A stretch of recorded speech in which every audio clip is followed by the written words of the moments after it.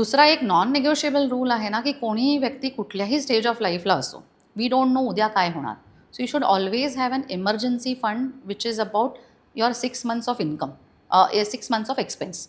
जर माझा महिन्याचा खर्च जर 1 लाख रुपये असेल तर कुठल्याही पॉईंटला माझ्याकडे 6 लाख रुपये असायला पाहिजेत.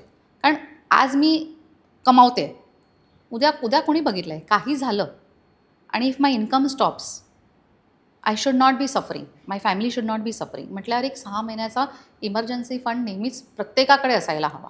अगेन ह्याच्यात पण मी म्हणेन 25 वर्षाच्या वयाच्या मुलाकडे 3 महिन्याचा असेल तरी चालेल. 40 years will have responsibilities. Again तो सिंगल आहे, फॅमिली आहे, डिंक आहे, म्हणजे डबल इन्कम नो किड्स आहेत का, मुलं आहेत, लोन्स आहेत, त्याच्यावर त्या व्यक्तीसाठी 6 महिने would be mandatory. Again somebody who is at retirement will have made some arrangements. मग परत त्याची गरज नाही आहे.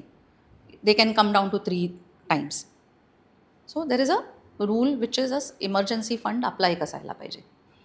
चौथी गोष्ट आहे एक इन्शुरन्स. आपल्या लायबिलिटीज कवर करण्यासाठी आपल्याकडे टर्म इन्शुरन्स असणं मॅन्डेटरी आहे प्रत्येकाला. दॅट्स अ नॉन निगोशिएबल गोल. प्रत्येकाकडे टर्म इन्शुरन्स असणं, मग तो 10 ते 20 times ऑफ युअर इन्कम असायला हवा.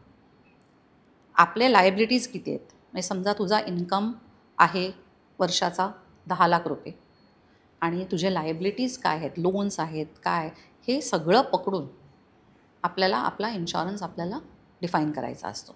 At least minimum 10 times of your annual income should be your insurance amount. तुम्ही हा व्हिडिओ इथपर्यंत बघितलात म्हणजे हा नक्की व्हिडिओ तुम्हाला आवडला आहे. ह्याचा पूर्ण पॉडकास्ट आपल्या मेन यूट्यूब चॅनलवर आहे, ज्याचं नाव आहे वन टेक विथ अनिकेत. हे चॅनल तुम्ही नक्की फॉलो करा. आणि इंस्टाग्रामवर आम्ही बऱ्याच रील्स ह्या व्हिडिओच्या अपलोड केलेल्या आहेत, त्या पण तुम्ही सगळ्या बघा.